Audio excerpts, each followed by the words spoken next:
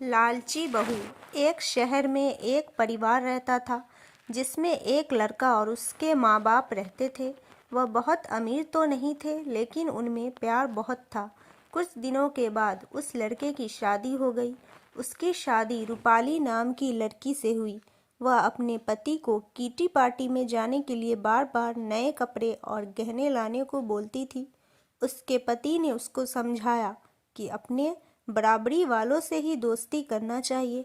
अगर तुम महीने में 10 बार किटी पार्टी में जाओगी तो तुमको हर बार नए कपड़े और गहने कौन दिलाएगा। लेकिन वह अपने पति से ही झगड़ा करना शुरू कर देती थी और बोलती थी कि अगर मैं नए कपड़े गहने पहनकर नहीं जाऊंगी तो मेरी सहेलियां मेरा मजाक उड़ाएंगी। तुम ज़्यादा कमाने की तो सोचते नहीं हो, बल्कि मुझे ही रोकते रहते हो।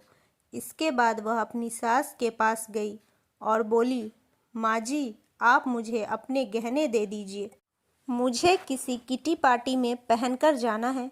उसकी सास हैरान होकर बोली, हमारे समय में बहू अपनी सास को गहने रखने के लिए देती थी, लेकिन तू मुझसे ही गहने मांग रही है। उसकी इन हरकतों से सारा परिवार दुखी था। एक दिन रूपाली की सहेली शिल्पा घर आई ने रूपाली की सास से रूपाली के बारे में पूछा।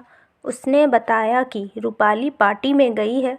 शिल्पा ने रूपाली की सास से पूछा, आप इतनी दुखी क्यों दिख रही हैं। तब उन्होंने सारी बात बताई कि रूपाली किस तरह बार बार नए गहने और कपड़े की डिमांड करती है और सारे पैसे उन पर ही खर्च कर देती है। वह शिल्पा से पूछती हैं कि ज़्यादा ज़रूरी क्या है, रोटी या ये दिखावा। शिल्पा ने कहा कि ज़रूरी तो रोटी ही है, लेकिन रूपाली को यह बात समझानी होगी। रूपाली की सास ने पूछा, वह कैसे। इसके बाद शिल्पा ने कहा, देखते जाइए कैसे। शिल्पा ने अपने जितने भी गहने और नए कपड़े थे सब लाकर रूपाली के घर रख दिए और उनका सारा राशन और फर्नीचर लेकर अपने घर चली गई। जब रूपाली घर आई तो अपने अलमारी में नए गहने और कपड़े देखकर बहुत खुश हुई। इसके बाद वह अपनी सास से बोली, यह किसके हैं। तो उसकी सास बोली, यह सब तेरे हैं, तुझको अब जितना बदल कर पहनना है पहन ले। रूपाली उनमें से नए कपड़े और गहने पहनकर घर में घूमने लगी।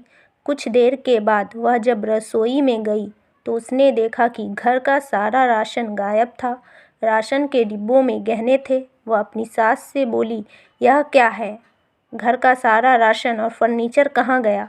उसकी सास बोली, वह सब बेचकर ही तेरे लिए नए गहने और कपड़े लेकर आए हैं, अब तू इनको ही बदल बदल कर पहन। रूपाली बोली, लेकिन गहनों से पेट थोड़ी भरेगा, खाना तो खाना ही पड़ेगा। तभी रूपाली की सहेली शिल्पा भी आ गई। उसने कहा, जब पहले तुम्हारी सास ने तुमको समझाया तब तुम नहीं मानी, इसलिए हमने यह सब किया। अगर तुमको लगता है कि तुम्हारा पति पर्याप्त नहीं कमाता तो तुम खुद नौकरी क्यों नहीं करती। तुमको इन फालतू के दिखावे से बचकर अपने घर पर ध्यान देना चाहिए। अब रूपाली को अपनी गलती का एहसास हो चुका था। हमें फिजूल खर्ची से बचकर ज़रूरी चीज़ों पर ध्यान देना चाहिए। तो दोस्तों, कहानी कैसी लगी कमेंट करके बताएं और चैनल को सब्सक्राइब करना बिल्कुल ना भूलें।